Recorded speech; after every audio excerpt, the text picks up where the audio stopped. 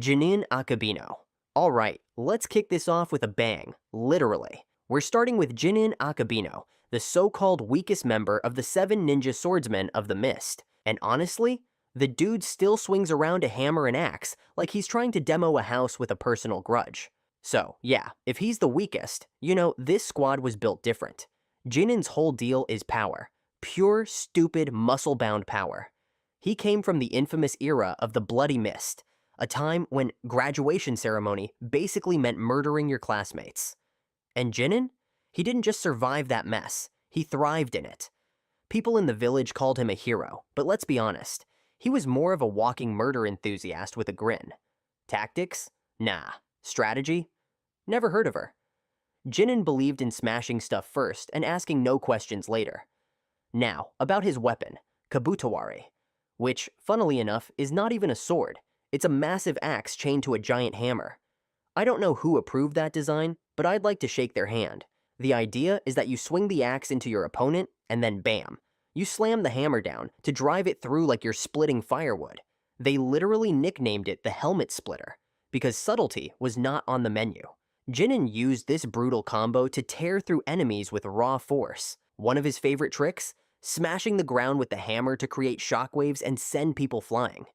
Sounds cool, until you realize he was basically a slow-moving wrecking ball. And against someone fast, like Kakashi during the 4th Shinobi War, well, let's just say the hammer didn't land.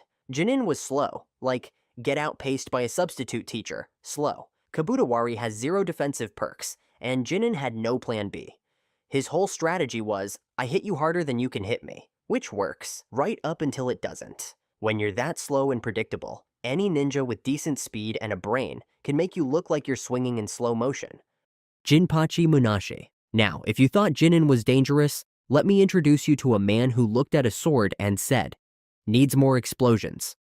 Enter Jinpachi Munashi, the wild card of the Seven Swordsmen. This guy is what happens when you give a serial arsonist ninja training and 0 supervision.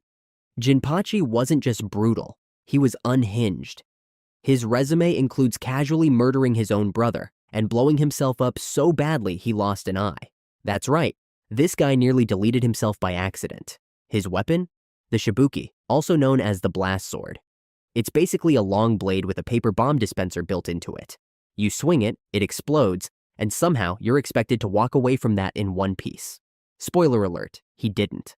The shibuki is chaos incarnate. After every swing, it reloads a fresh set of explosive tags, so Jinpachi could go on bombing sprees mid-fight, like it's a fireworks festival from hell. He used it in close quarters, at range, even slammed it into the ground to make wide-area explosions. The man had no chill. In fact, he used it so recklessly that it was a miracle his own teammates survived. Actually, scratch that. He almost blew up his partner Kushimaru several times. Friendly fire? Jinpachi invented it. During the 4th Shinobi War, he was revived and thrown straight into battle against the 3rd Division. And you know what? He made an entrance. Explosions everywhere, total chaos, and probably a few soldiers who wished they'd just called in sick that day. Jinpachi's biggest weakness was Jinpachi. The guy treated a live bomb like a toy. That lack of awareness got him into trouble, both in the past and in the war. Losing an eye to your own weapon? That's not edgy, that's just Darwinism in action. And because he was so obsessed with blowing things up, he had no real strategy. No coordination, just boom boom and pray. Kushimaru Kuriarare. If there's one guy in this group who could haunt your dreams without even trying, it's Kushimaru Kuriarare. Imagine Slender Man with a sword and a sewing fetish. Yeah, that's this guy. He wasn't just scary because he looked like a cursed scarecrow. No, it was what he did to people that made your skin crawl. Kushimaru came straight out of the darkest period in the Mist Village's history. Back then, survival meant killing your fellow students. And Kushimaru? He didn't just pass the test, he killed his sensei too.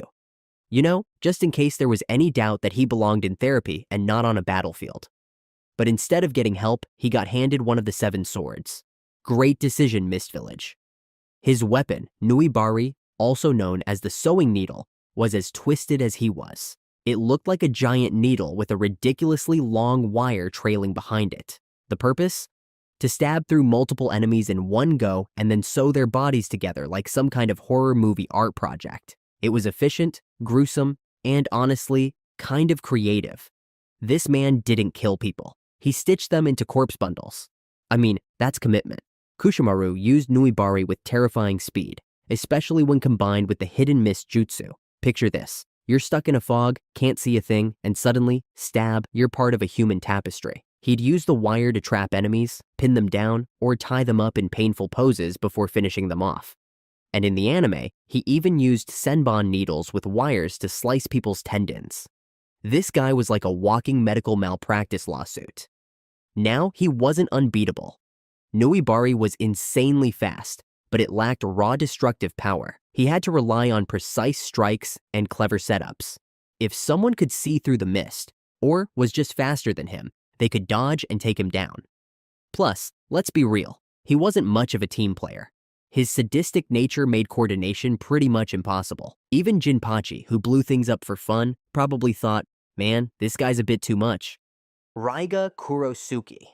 Alright, now it's time to talk about Raiga Kurosuki. Technically a filler character, but honestly, he brought more voltage than half the main cast.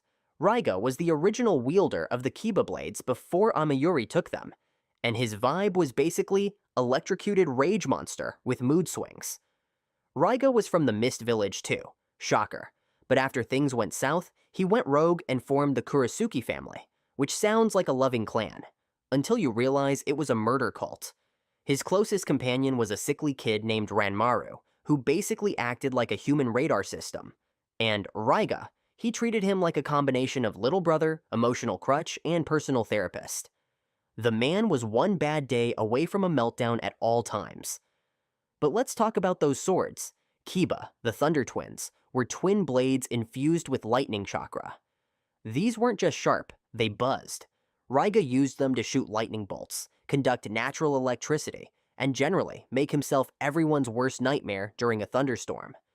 And yes, he did pair this with hidden mist jutsu, just to make sure no one could see the lightning coming until it fried their brain cells. His fighting style was a flashy mix of close-quarters slicing and ranged electric mayhem. He could summon storms, launch bolts, and basically cosplay as a walking power plant. During the Curry of Life arc, he faced off against Naruto and Rock Lee, summoned a literal lightning storm, and went out in the most dramatic way possible, by electrocuting himself to death. Talk about going out with a bang and a sizzle. But the real issue with Raiga wasn't his power. It was his instability. The guy was emotionally fragile, highly reactive, and completely unhinged. He'd fly into fits of rage or depression, depending on how the wind blew. Add that to a fighting style that relied heavily on lightning and fog, and you've got a recipe for disaster if anyone brought a good wind release or sensory ability into the mix. Ameyuri Ringo. Now we're talking Ameyuri Ringo, the only female swordsman in the strongest generation of the Seven Ninja Swordsmen. And honestly, she was more terrifying than half the guys combined. Don't let the playful smile fool you. This woman was the human version of a thunderstorm with a bloodlust problem. Ameyuri came from the Mist Village like the others, but her story hit a little different. She had a terminal illness, which, ironically, saved her from getting bodied by Might Dai like the rest of her squad. But even with her condition, she racked up a kill count that'd make a warlord jealous, over 100 chunin in one fight. And she called strong opponents her meals? That's not quirky, that's straight up disturbing. Her weapon? Kiba, the Lightning Twins. Sleek, elegant, and crackling with chakra. Kiba amplified her lightning release, letting her slice through just about anything, or just zap you from across the battlefield like a budget Raikage. Ameyuri fought like lightning itself, fast, brutal, and hard to dodge. She didn't just swing a sword, she danced with it, raining down precision strikes and chain lightning attacks that could fry squads in seconds. In the anime, she fought Omoe and respected his courage enough to give him the swords afterward. That's the combat version of saying, "You win, take my stuff, I'm out." That illness didn't just shorten her life, it limited how long she could fight. Her lightning style burned through her stamina like crazy. And while Kiba was deadly, it also made her predictable. Wind-style users or chakra disruptors could shut her down if they kept their cool, which granted is hard when someone's trying to barbecue your spine. Juzo Biwa. Next up, Juzo Biwa. If the other swordsmen were loud, flashy psychopaths, Juzo was their moody older brother who just wanted to kill in peace. Calm, cold, and constantly drenched in someone else's blood, Juzo was the definition of let my blade do the talking. He came from the same blood-soaked Mist Village era as the rest, trained to be a killer since day one. But unlike most of his peers, Juzo eventually dipped. He left the Mist, joined Akatsuki, and ended up working alongside Itachi Uchiha. And if that doesn't tell you how dangerous he was, nothing will. His weapon of choice was Kubikiri Bocho, the executioner's blade. Big, heavy, and shaped like it belonged in a butcher shop. It had that iconic circle near the tip, not for decoration, but to reduce weight and make the killing blow cleaner. Oh, and the blade repaired itself by absorbing the blood of its victims. Nothing says eco-friendly ninja like a self-healing murder sword. Juzo used Kubikiri Bocho like it was an extension of his body. He could fight off entire groups with sheer strength and clean technique. In the anime, he teamed up with Itachi to take on the 4th Mizukage, Yagura, and for a while, he held his own, until he tried to block a tailed beast bomb. Yeah, not his best idea. The blade shattered, and Juzo died from the backlash. Brutal way to go out, but hey, he died swinging. Now here's the thing, as cool as his sword was, no explosions, no lightning, no sealing jutsu, just a big chunk of metal and a lot of blood. If his opponent was faster or had something special, like Yagura's tailed beast powers, Juzo could get overwhelmed. His whole style relied on strength, stamina, and just not dying. Great until you fight someone who doesn't care how sharp your sword is. Fuguki Suikazan. And now we've reached Fuguki Suikazan, the biggest guy in the group, both literally and metaphorically shady. This man wasn't just carrying one of the most terrifying swords in the ninja world, he was also carrying a secret. He was a full-blown traitor. Fuguki served as a high-ranking ninja of the Mist Village, and believe it or not, he was actually Kisame's superior in the cryptography squad. Yeah, that's right. The Shark Boy himself used to report to this mountain of muscle. He wielded Same Hata, the shark skin blade. But let's be real, Same Hata is less of a sword and more of a hungry sea monster wrapped in bandages. It doesn't slice, it rips. Covered in jagged shark scales, this thing eats chakra and can literally reject its wielder if it doesn't like them. That's right, the sword has preferences. Fuguki carried it before Kisame did, but let's just say they weren't exactly soulmates. Fuguki's combat style revolved around stealth and absorption. He used hidden mist jutsu to vanish into the fog, then used Samehata to drain chakra like a silent predator. And if that wasn't enough, the man could fire senbon needles from his hair. Yes, his hair. Jiraiya would be proud, or confused. Now, Fuguki survived Might Dai's infamous 8 Gates massacre, at least according to the manga, which, to be fair, says something about his durability. But that didn't save him from his own student. Kisame found out about his betrayal and didn't hesitate, cut him down and took Samehata for himself. That's one heck of a promotion. Zabuza Momochi. We've got the legend himself, Zabuza Momochi, the demon of the hidden mist. This guy was the first real villain in Naruto, and he made such an impact that even after his arc ended, we couldn't forget him. And let's be honest, when you show up dragging a butcher's blade bigger than most Jinin and threaten to silence everyone in a foggy death trap, yeah, people remember you.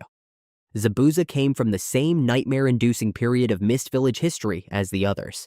The kid literally slaughtered over 100 classmates just to prove he deserved to be a ninja. That's not school spirit, that's straight-up horror movie energy. And yet, even with all that blood on his hands, Zabuza was complicated. He may have been cold, ruthless, and terrifying, but his bond with Haku revealed a softer side. One that most shinobi from the Mist probably didn't even know existed. After his failed coup against the Mizukage, he went rogue, carrying all the trauma, regret, and violence of his village's bloody legacy with him. He wielded Kubikiri Bocho, yes, the same sword Juzo used. Massive, terrifying, and self-repairing from blood. But unlike Juzo, Zabuza didn't just swing it around like a maniac. He paired it with expert-level water release techniques, and, of course, his signature hidden mist jutsu. His whole style was built around disappearing into fog and striking from the shadows, like a ninja horror movie villain. His most iconic fight? the first big boss battle of Naruto, Zabuza versus Kakashi. It had everything: giant swords, misty duels, a kid with ice mirrors, and a heartbreaking ending. Despite being a killer, Zabuza died showing loyalty and emotion, choosing to be by Haku's side in the end. And let's be honest, none of us expected to cry over the guy who threatened to slice Naruto's throat 2 episodes earlier. But Zabuza had weaknesses.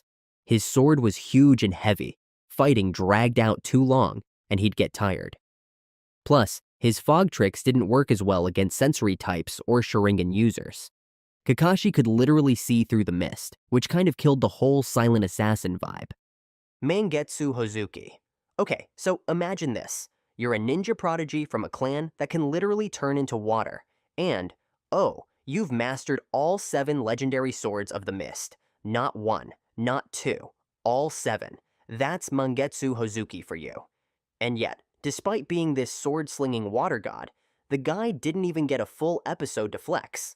Mangetsu came from the famous Hozuki clan, the same one as Suigetsu. You know, the guy who turns into a puddle whenever things get rough. Mangetsu could do the same, but with 10 times the talent. While we don't know much about his personality, everything we do know screams genius. Loyal to the mist, skilled beyond belief, and somehow still dead before his time.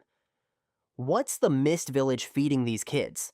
Now, the big flex here is that Mangetsu could wield every single one of the 7 ninja swords. The Executioner's Blade, the Lightning Fang, the Needle, the Hammer Axe combo, the Explosion Sword. You name it, he could swing it. Even Samehada, the chakra-eating diva sword that rejects most people like bad Tinder dates. Mangetsu made it work. That alone should earn him a statue somewhere. During the 4th Great Ninja War, Mangetsu showed up through Edo Tensei, summoning the swords from a scroll like he was shopping at a deadly weapon store. And while he mostly supported the other swordsmen, the fact that he could carry and control all those weapons mid-battle was insane. It's like giving a master chef access to every kitchen tool in existence and watching him cook chaos. But we never saw his true potential. No iconic one-on-one fight, no final form power-up, just hints, flashbacks, and a sad reminder that sometimes the best burn out too early. There's also the issue of specialization. Wielding 7 blades means you're spread thin. He may not have had the sheer overpowering presence of someone like Kisame. Chojuro, the 6th Mizukage. Yeah, he started as the nervous, stuttering sidekick of Mei Terumi, but by the time Boruto rolled around, this guy was running the show. Talk about a glow-up. Chojuro grew up in a reformed Mist Village, post-bloodbath era. No more kill-your-classmate exams. He became a sword user under Mei's guidance, and while he didn't have the wild backstory like some of the others, he had something even more dangerous: potential plus patience. His sword? Hiramekare, a broad, heavy blade with a sealed-off design. But don't let the dull look fool you. Once infused with chakra, Hiramekare transforms into anything: a twin sword, a chakra hammer, a literal water cannon if needed. It's like a shape-shifting Swiss Army sword with a temper. Chojuro's combat style blends powerful strikes with tactical water release. He can slam the ground, cut through defenses, or flood the battlefield. In Boruto, he clashed with the new generation of rogue swordsmen, including kids wielding the very blades once held by legends, and he beat them all, solo. That's not just skill, that's experience, calm under pressure, and knowing exactly when to swing. Of course, it wasn't always smooth sailing. Early on, Chojuro lacked confidence. He second-guessed himself, hesitated in fights, and had to grow into his role. But that's what makes him different from the other swordsmen. While they were monsters born of blood and mist, Chojuro chose to be better. He proved that power doesn't always come from cruelty. It can come from discipline, heart, and holding a ridiculously huge sword with both hands. His only real weakness? Chakra consumption. Hiramekare eats up a ton of energy, especially when used in extended fights. And while he's strong, he's not as flashy or overwhelming as the old generation.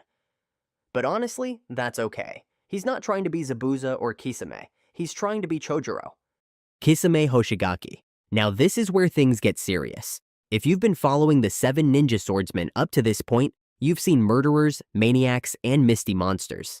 But Kisame Hoshigaki, he's on a whole different level. This man wasn't just the strongest of the group. He earned the title Tailed Beast Without a Tail. And honestly, that wasn't just dramatic branding. He earned it. Kisame came from the same brutal hidden mist village, where loyalty was optional and violence was a lifestyle. He served under Fuguki Suikazan, yes, the traitor with the big shark sword, and eventually killed him to take Samihara. That move alone tells you all you need to know about Kisame. He doesn't play around. Samihara isn't your average blade. It's a living creature covered in shark scales with a mind and appetite of its own. It eats chakra, grows in size, and can literally sprout spikes to reject users it doesn't like. But with Kisame, it found a match made in blood-soaked heaven. These two were inseparable, sometimes even literally. Kisame could fuse with Samihara to become a half-shark, half-human monster who could regenerate and breathe underwater. Basically, the final boss of an ocean horror movie. Kisame's fighting style? Pure, crushing pressure. He had absurd amounts of chakra, rivaling some Jinchuriki, and used that to flood entire battlefields with water release techniques. Once the terrain became a giant fish tank, he summoned actual sharks, and if that didn't work, he'd swim after you himself like a torpedo with a grudge. His fight against Killer Bee showed just how lethal his combo of Samihara and chakra absorption could be. He literally drained Bee's chakra mid-fight, weakening a perfect Jinchuriki like it was nothing. But the fight that truly sealed Kisame's legacy? The showdown against Might Guy. At 30% power, his clone forced Guy to open the 6th gate. And when the real Kisame showed up later, he pushed Guy all the way to the 7th gate, taking on massive shockwaves and still nearly turning the tide.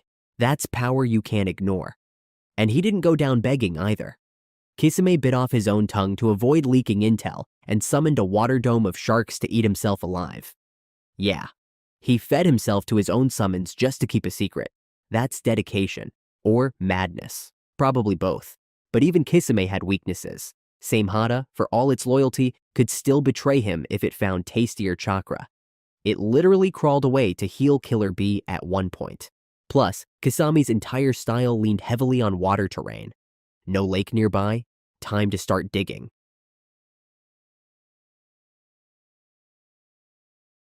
Momoshiki Otsutsuki.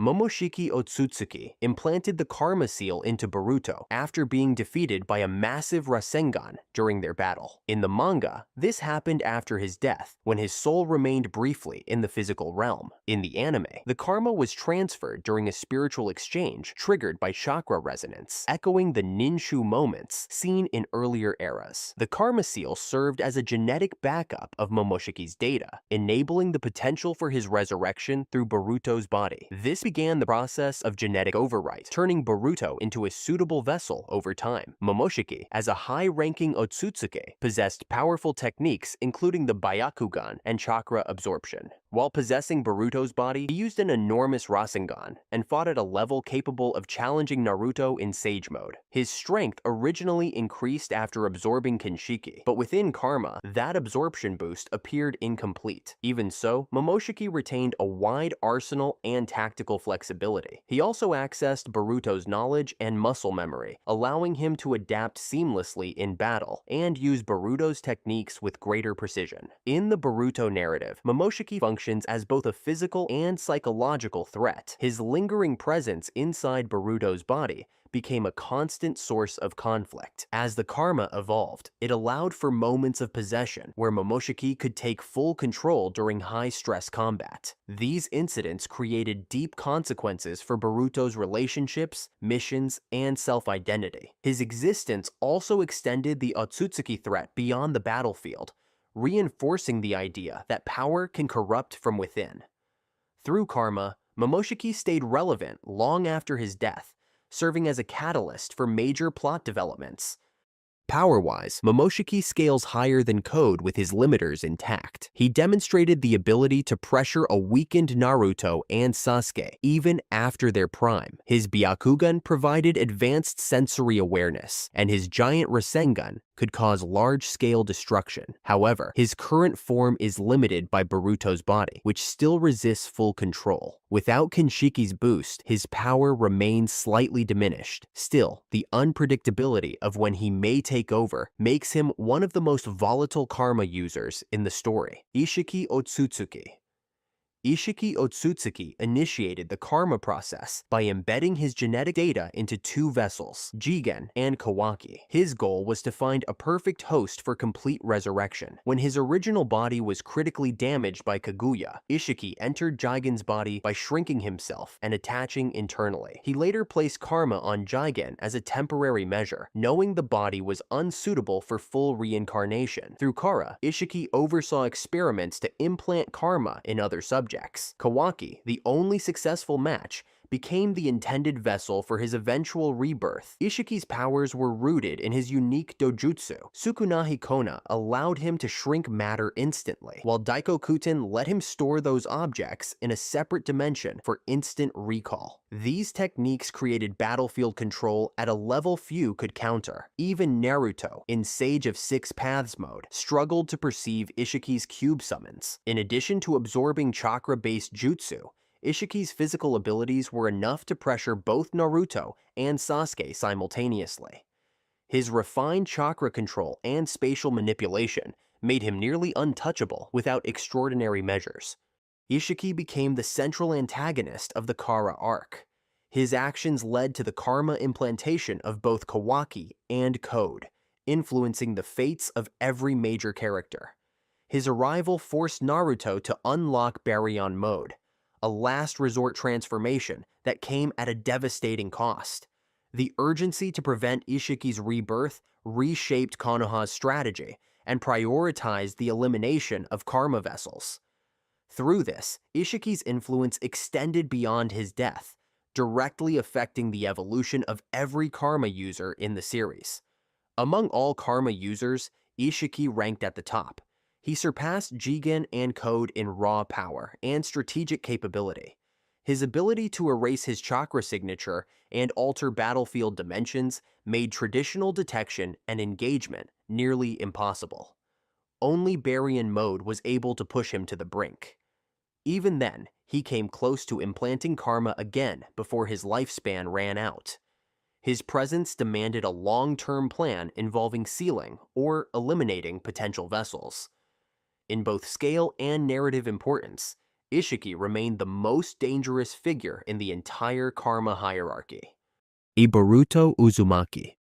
Boruto received his karma seal from Momoshiki Otsutsuki during the aftermath of their battle in Boruto, Naruto the movie.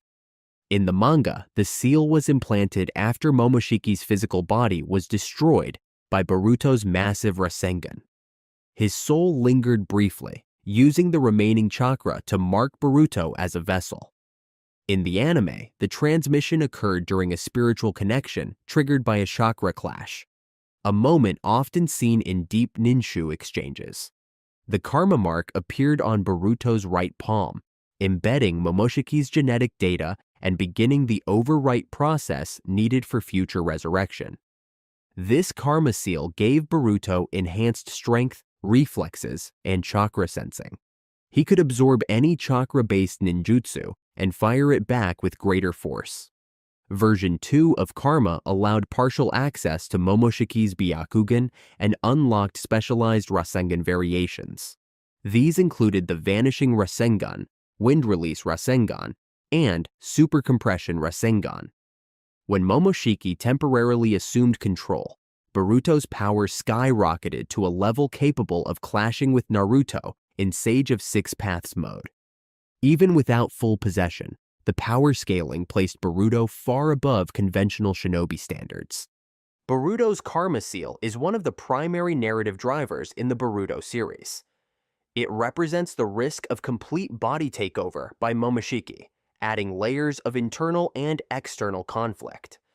The resonance between his karma and Kawaki's created moments of power escalation that affected multiple battles. This duality of shared fate formed the foundation for their alliance and rivalry. Boruto's link to karma also foreshadowed his deeper involvement in the ongoing war against the Otsutsuki and the looming downfall of the current shinobi system.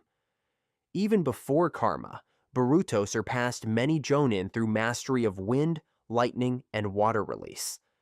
With karma active, he approached Keiji-level performance. The Byakugan enhanced his perception in combat, while his Rasengan arsenal offered flexibility across range and element. However, the risk of losing autonomy to Momoshiki remained a critical flaw. Boruto's potential lies in this balancing act, power gained through karma versus the cost of control. As the son of Naruto and heir to two legacies, he stands as a transitional figure in the evolution of shinobi power. Kawaki. Kawaki was selected as a vessel by Isshiki Otsutsuki through a series of Kara experiments designed to find a perfect host. Among the children subjected to karma implantation, only Kawaki survived the process with full compatibility. His body successfully absorbed Isshiki's compressed genetic data, making him a prime candidate for resurrection. After Isshiki's defeat, Amato, in an attempt to restore Kawaki's broken arm, unintentionally reactivated karma by embedding it into the artificial limb. This secondary seal was only possible because Kawaki's body still retained Ishiki's biological imprint. The karma seal granted Kawaki heightened physical strength, recovery rate, and reaction speed. More importantly, he inherited Ishiki's unique ocular techniques. Sukuna Hikona allowed him to shrink objects and himself at will, while Daikokuten stored shrunken items in a separate space-time dimension for rapid deployment. These abilities gave Kawaki immense control over battlefield manipulation. He could also absorb enemy jutsu, use fire release techniques, and deploy shadow clones. Additionally, his entire body was modified with ninja tech, enabling weapon generation and enhanced physical durability. Kawaki's role in the series is tightly bound to the resurrection plans of Isshiki and the mission of Kara. His bond with Boruto, forged through shared karma resonance, led to moments of intense synchronization and power surges. This relationship remained unstable, balancing on a razor-thin line between brotherhood and betrayal. As Kawaki evolved into one of the strongest defenders of Konoha, his presence blurred the line between savior and threat. His potential to outmatch Naruto and Sasuke made him both a vital asset and a dangerous unknown in the war against the Otsutsuki. Kawaki is considered an S-class threat, comparable to members of the Akatsuki. His mastery of Sukuna Hikona and Daikokuten gives him strategic superiority in close combat and ambush scenarios. Unlike Boruto, his jutsu repertoire is limited, relying more on raw power and ninja tech. Despite that, his capacity to fully utilize Ishiki's abilities without bodily breakdown makes him more stable than Jigen ever was. If Ishiki's soul were to return, Kawaki's existence would present the most viable path for resurrection.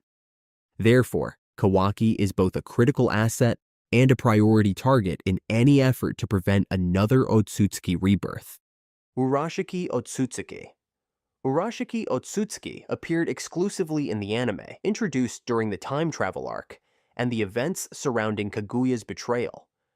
While his karma seal was never explicitly shown or explained in detail, context suggests that he possessed a similar form of genetic preservation like other Otsutsuki. As an operative sent to gather chakra and observe anomalies tied to Kaguya, Urashiki likely carried the same biological mechanisms, including the karma system, used for resurrection or data transfer. However, no canonical karma transmission from Urashiki ever occurred before his death, which raises questions about his unique status among his clan.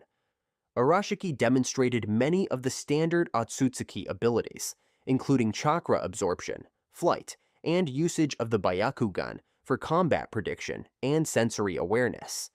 His most distinct power was temporal manipulation, allowing him to rewind short intervals in time and evade fatal attacks. He could also manifest chakra fishing rods that extracted chakra from targets, then convert that energy into temporary techniques. Despite these capabilities, his power level remained below that of Momoshiki and Isshiki. He engaged both Naruto and Boruto in battle, but was ultimately outmaneuvered despite having access to advanced tools. Within the storyline, Urashiki's role was minor compared to the primary Kara arc. He served as an antagonist in anime-only content, particularly during filler arcs that expanded the lore of the Otsutsuki clan. His actions supported the mission of chakra harvesting and reconnaissance, offering insight into the clan's broader operations across dimensions. Although not part of the main manga continuity, his presence illustrated the complexity and variability among karma users. Urashiki became a vehicle to explore different dimensions of Otsutsuki strategy, including surveillance and test deployments. From a combat perspective, Urashiki was the weakest of all known karma-related Otsutsuki. His time-based abilities and Byakugan gave him situational advantages, especially in one-on-one encounters. However, his lack of overwhelming destructive force or full karma functionality limited his impact. His failure to implant karma before dying implied a missing element in his design or purpose. Although he played a lesser role in shaping the core narrative, Urashiki contributed to the expanding knowledge of karma and its diverse applications within the clan. Shibai Otsutsuki.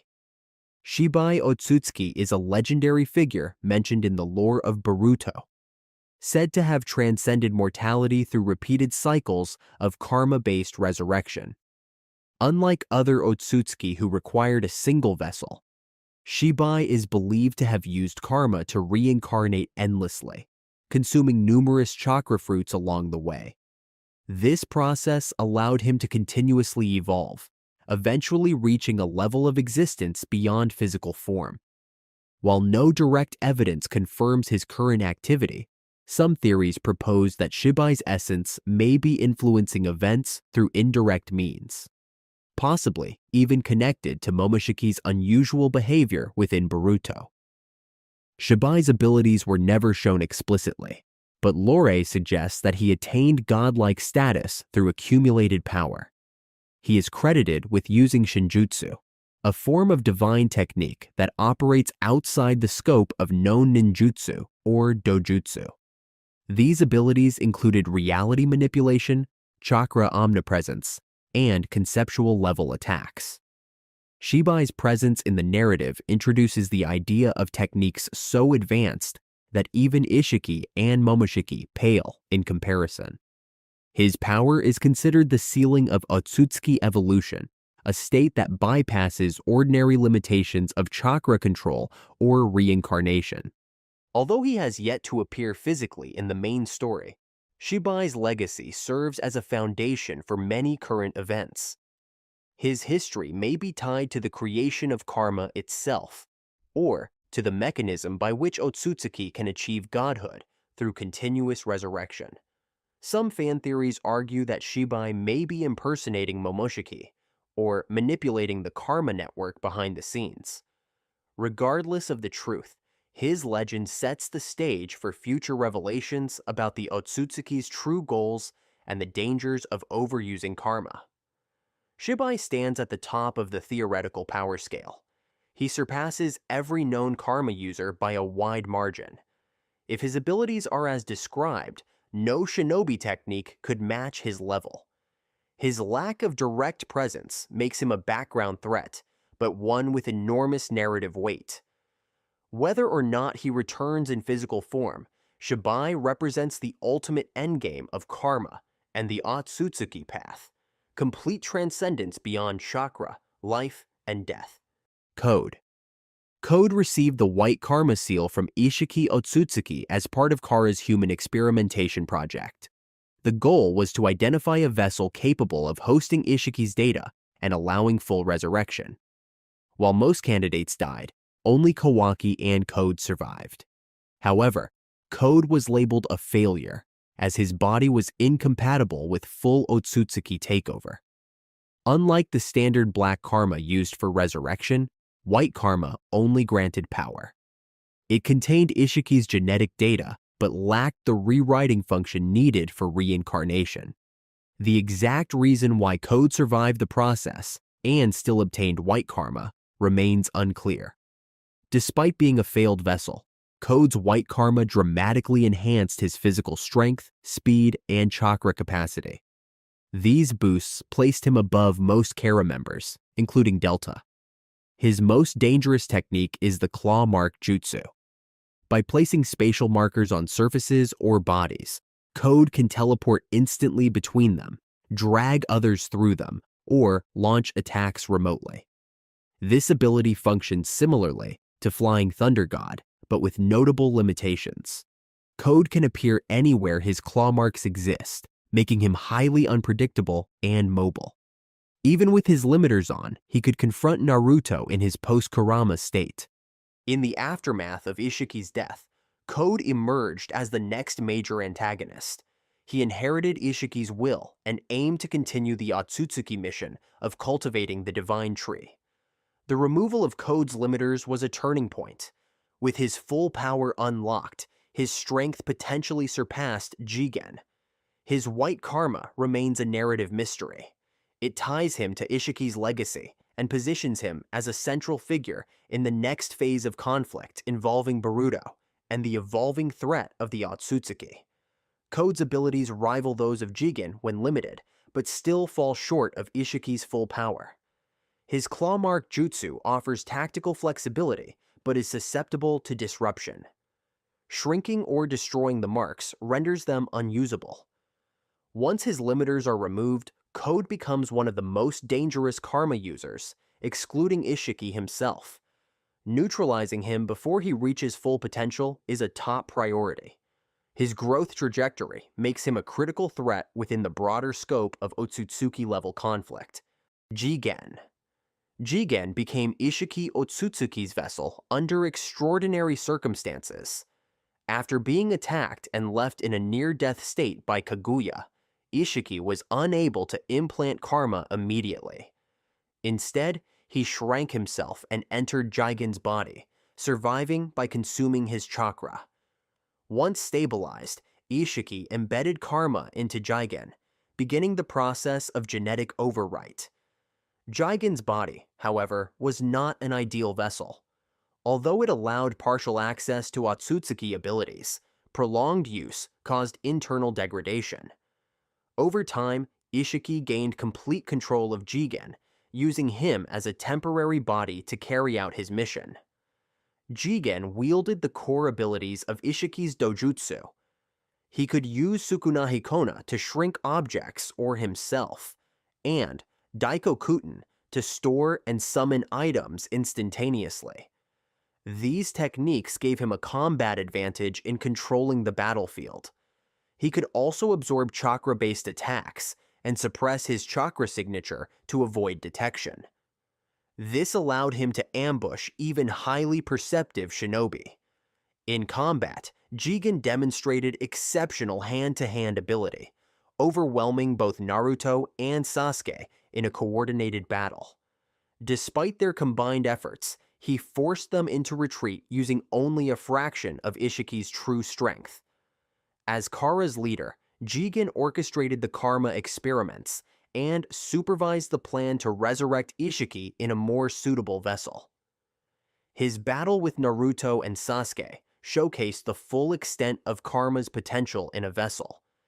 This confrontation revealed the power disparity between even top-tier shinobi and a karma-enhanced user.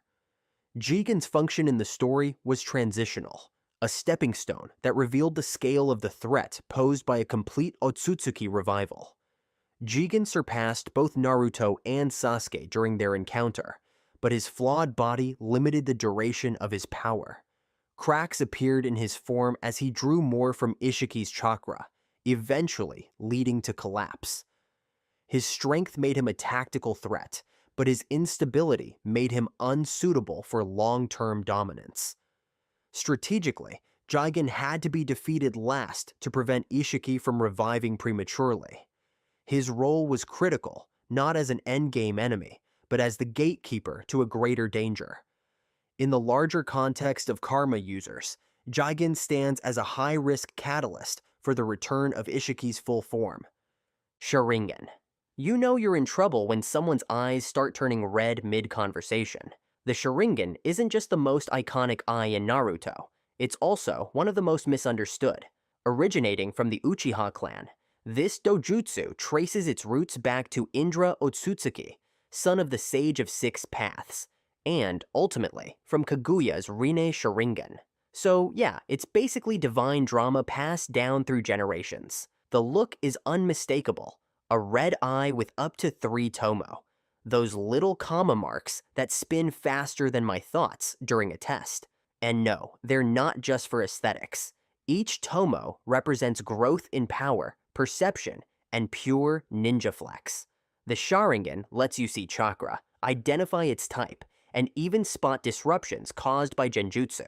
It's like having an X-ray vision filter on steroids, but the real power? Prediction and copying. With a matured Sharingan, you can read lips, mimic hand seals, and even anticipate an enemy's next move just from muscle tension. It's like reading someone's next line before they say it. Cheating, but cool. Genjutsu is where things get crazy. Through direct eye contact, a Sharingan user can mess with your mind, plant suggestions, or straight up control you like a remote-controlled toy. Madara once used this to manipulate Kurama, the Ninetales. Yeah, the giant fox. Sasuke, meanwhile, copied taijutsu and ninjutsu like he was collecting trading cards. And Itachi? His genjutsu was so strong, people developed trauma just from hearing his name.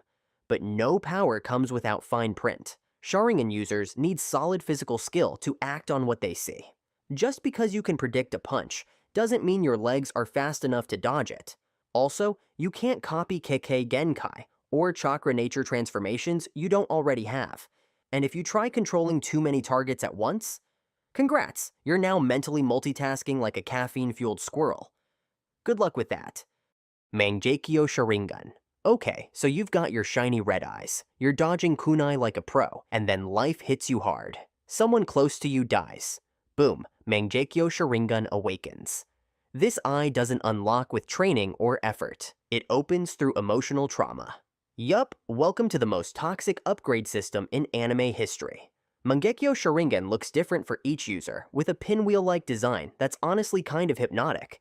But this thing brings terrifying new abilities. We're talking about powers like Amaterasu, black flames that never go out.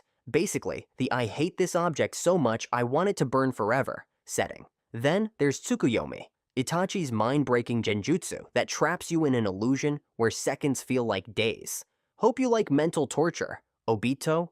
He's out here using Kamui to warp space-time. Imagine dodging attacks by slipping into another dimension. No door, no key, just poof, gone. And let's not forget Susanoo, the giant chakra armor that makes you a walking kaiju with a sword.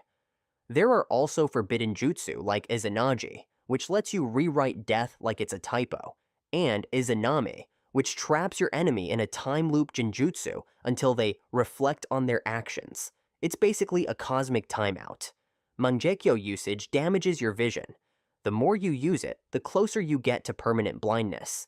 It's like using a flamethrower that slowly burns your retinas. Over time, your eyesight fades, unless you're brave or crazy enough to level up again. Eternal Mangekyou Sharingan. So your eyes are failing because of too much Mangekyou spam? No worries, just ask your sibling for theirs. I mean, if they're dead. That's how you unlock the Eternal Mangekyou Sharingan. It's like an organ transplant, but 100% more dramatic and emotionally scarring. This dojutsu is formed by transplanting the Mangekyou from a close blood relative, usually a brother, into your own eye sockets. Sounds painful? Probably. Worth it? Absolutely. The Eternal version combines the patterns of both users' Mangekyous into a new, unique design. More importantly, it restores your sight permanently. No more blindness. No more worrying if you'll miss your target. Just unlimited, fully charged dojutsu chaos. Madara did this with his brother Izuna's eyes. Result? Perfect Susanoo. Sasuke did it with Itachi's. Result? Overpowered, plot-armored badass. All the original Mangekyou techniques remain. Amaterasu, Kamui, Tsukuyomi, or even Susanoo. But now you can use them without going blind. You even gain sharper perception for reading the Uchiha Stone Tablet, unlocking deeper secrets of their history. Rinnegan. Now if Sharingan is the king of flex, then Rinnegan is the final boss. This is the dojutsu you unlock when the story needs to break reality, or just raise the stakes to literal apocalyptic levels. Originating from Hagoromo Otsutsuki, the sage of six paths himself, this eye doesn't mess around. It's purple, filled with ripple-like rings, and when you see someone activate it, you know plot armor just got real. The Rinnegan comes with a full buffet of god-level powers called the Six Paths Technique. First, there's the Diva Path, because why not control gravity, throw people around like ragdolls, or just summon a city-sized meteor for fun. Then we have the Asura Path, turning your body into a living weapon, complete with laser arms and missile launchers. Totally subtle. Next, the Human Path lets you yank people's souls out. Great party trick. Animal Path? Just summon giant monsters on demand. Want to absorb chakra like a sponge? That's the Preta Path. And the Naraka Path lets you call the King of Hell to interrogate your enemies. And fix your teeth. Yeah, it heals people too. That's oddly specific. But wait, there's more. The Outer Path lets you revive the dead. Like, what? Naruto World has resurrection jutsu now? It also lets you control the six paths of pain, basically puppeteering dead bodies via black chakra rods. Nagato did it. It was terrifying, effective, but terrifying. But not all Rinnegan are the same. Turns out, this eye has multiple color variants, and each one comes with its own terrifying feature set, depending on who wields it. Red Rinnegan. Now this one's wild. Urashiki's eye turned red when he used time-based abilities. That's right, he could rewind time and redo battles if things didn't go his way. Basically, his eye came with a reset button. Blue Rinnegan. When this mode was active, Urashiki could see into the future, not predictions, actual upcoming events. He dodged attacks before they even happened. This wasn't reflex, it was foresight. He practically downloaded the enemy's next move like a spoiler. Golden Rinnegan. This one didn't sit in the head. Momoshiki's Golden Rinnegan appeared in his palms. One absorbed jutsu, the other amplified and fired it back, stronger than before. Absorb, enhance, destroy. That was his fighting style. When he absorbed Kinshiki and leveled up, the eyes turned gold and a third one opened on his forehead. Madara used Rinnegan to summon the Ten Tails and become a pseudo-god. Sasuke used his version to resist infinite Tsukuyomi with his Susanoo. These guys didn't just fight with Rinnegan, they rewrote the rules of battle. But this kind of power comes with problems. For starters, it's too much for most people. You don't just plug a Rinnegan into your face and start dominating. If you're not worthy, the power can overwhelm you. Also, for some reason, it can't see through special smoke. Like, seriously? Weak to fancy smoke bombs? That's oddly specific again. Tomoe Rinnegan. Sasuke's Rinnegan isn't a regular one. It's not like Nagato's or Hagoromo's. This eye is a fusion, a gift from the Sage of Six Paths, awakened during the Fourth Great Ninja War. After nearly dying, Sasuke received Hagoromo's chakra, unlocking a unique Rinnegan in his left eye, complete with 6 black tomo. These tomoe weren't for show. They allowed him to use Mangekyou abilities like Amaterasu and Susanoo, even after awakening the Rinnegan. No one else has ever done that. Then comes a Menotejikara, his signature move. It lets Sasuke instantly swap places with objects or people. No seals, no warning. Just blink and he's gone. He once switched with a sword mid-air to land a clean stab in someone's back. That's not teleportation, that's chess on steroids. He also opened dimensional portals, chasing the Otsutsuki across realms, and rescuing Naruto from another dimension. These portals drained a ton of chakra and had limited capacity, but still gave him unmatched mobility. Sasuke could also use classic Six Paths powers, chakra absorption, gravitational push-pull, and more. He didn't bother much with animal summons or body mods. His fighting style was all about speed, strategy, and chaos.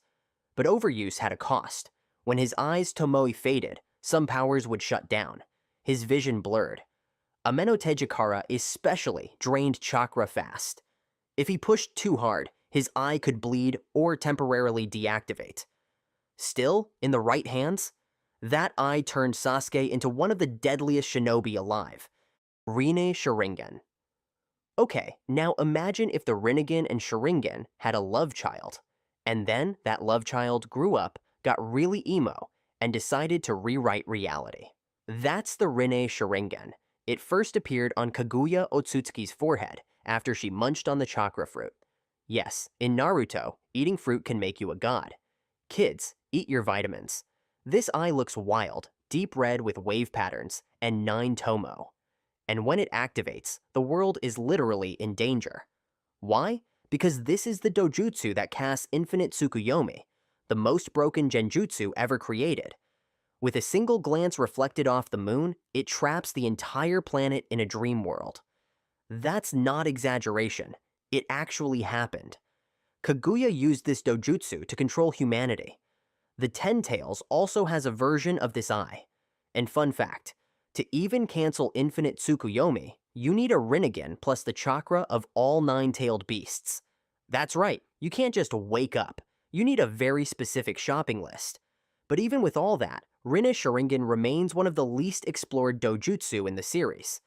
We barely scratch the surface of what it can do, which makes it even scarier.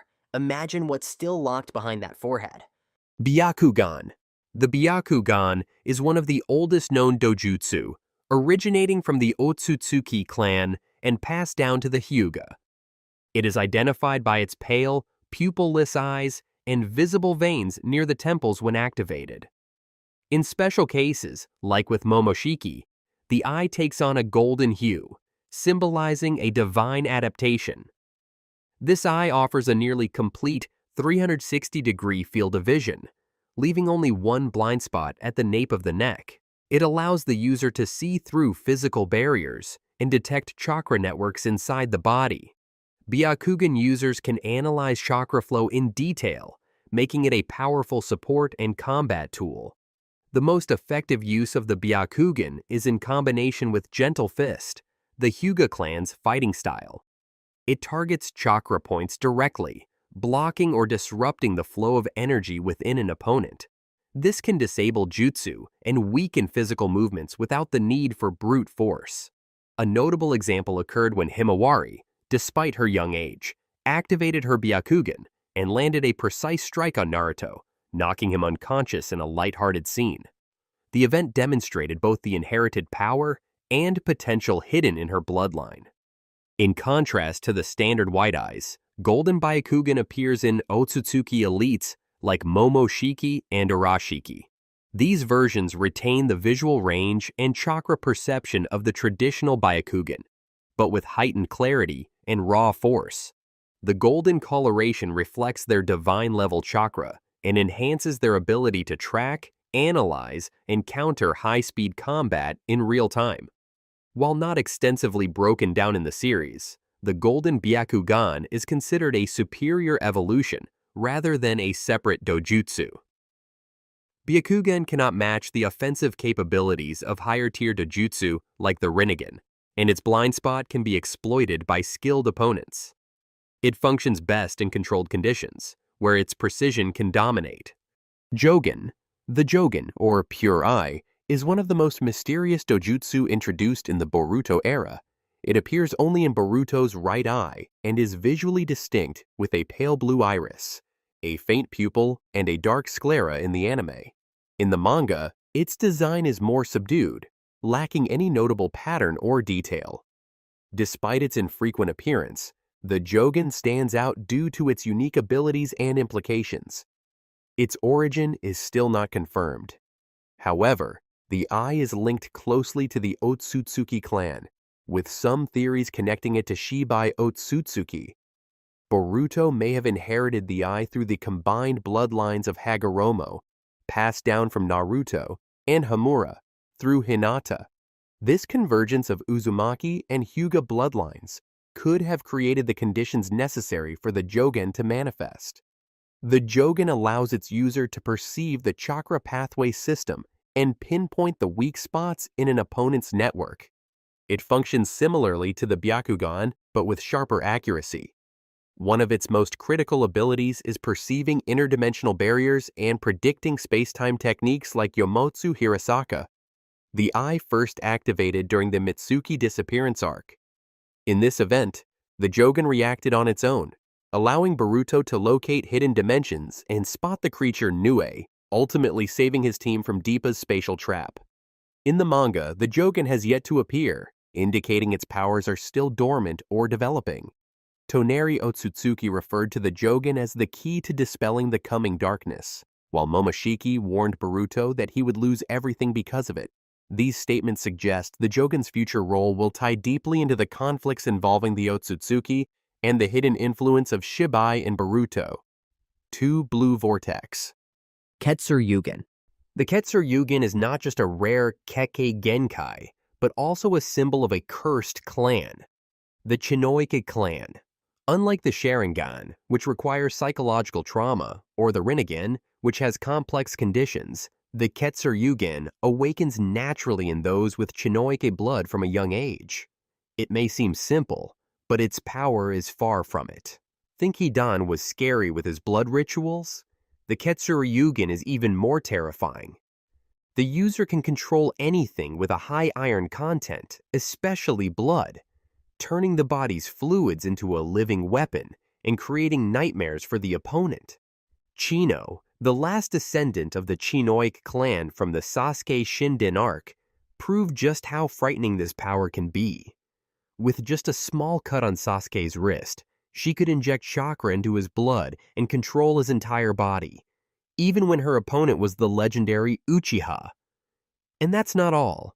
The Ketsuryugen also allows the user to cast genjutsu through skin contact or eye contact, creating the perfect combo of physical and mental manipulation. The saddest part is that the Ketsuryugen only appeared in a short side story.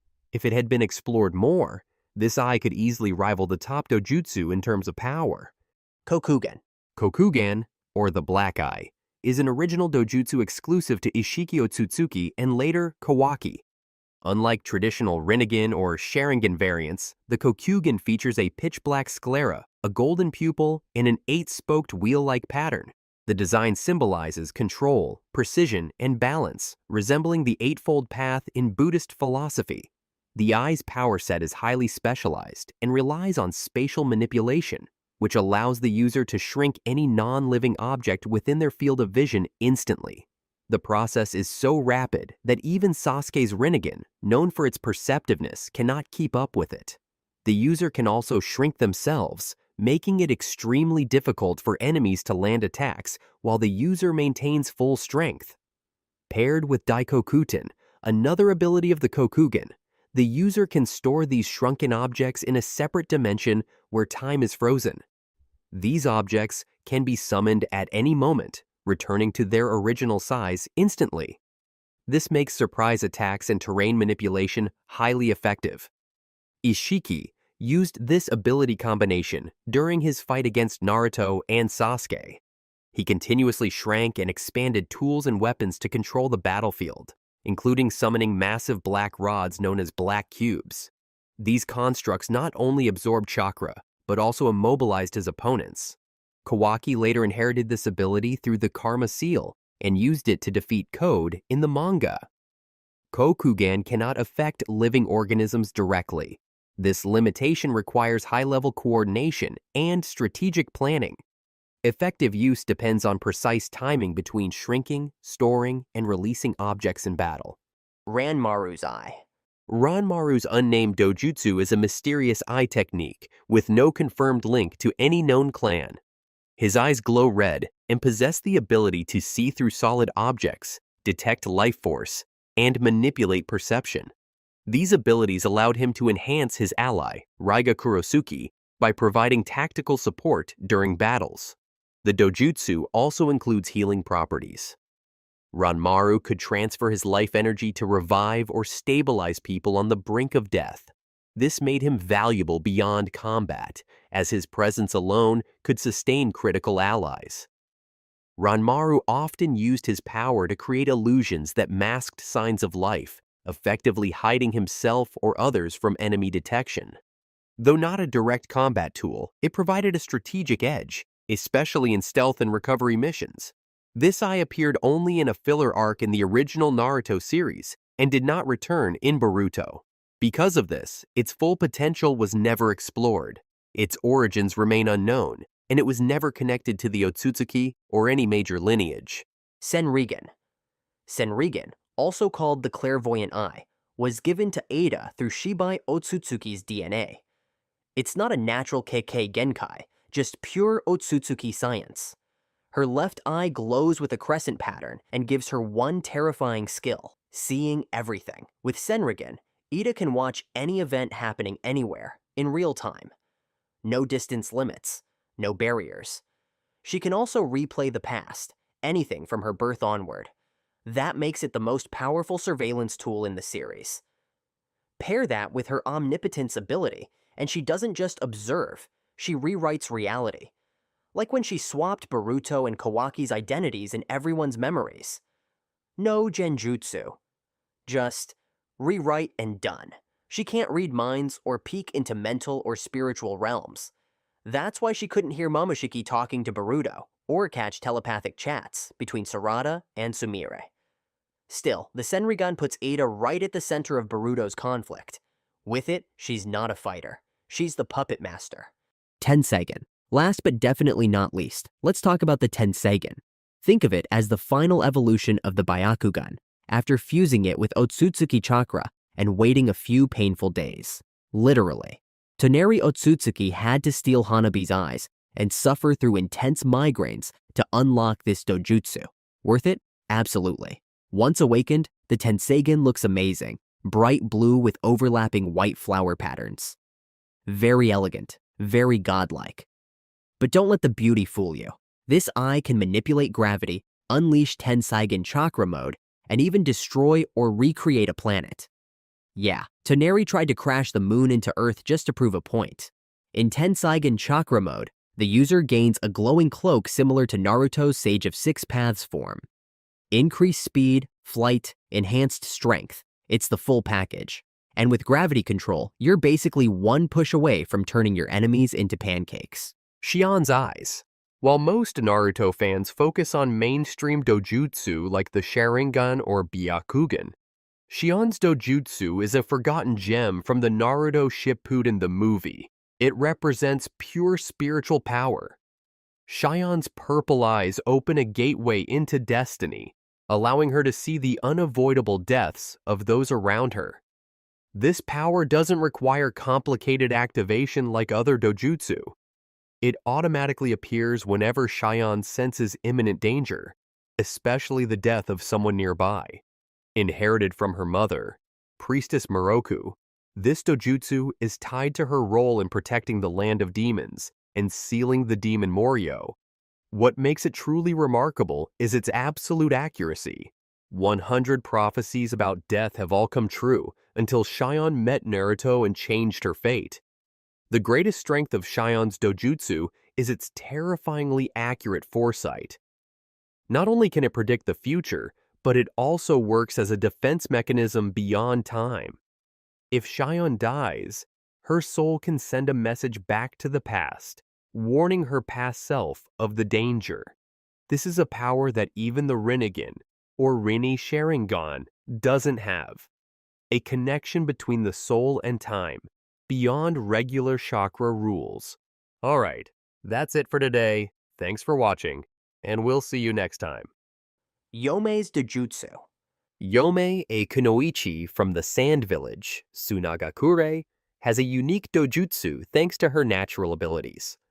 Unlike the Sharingan or Byakugan, which are either awakened through special circumstances or inherited from famous clans, Yome's dojutsu is an innate power that she was born with.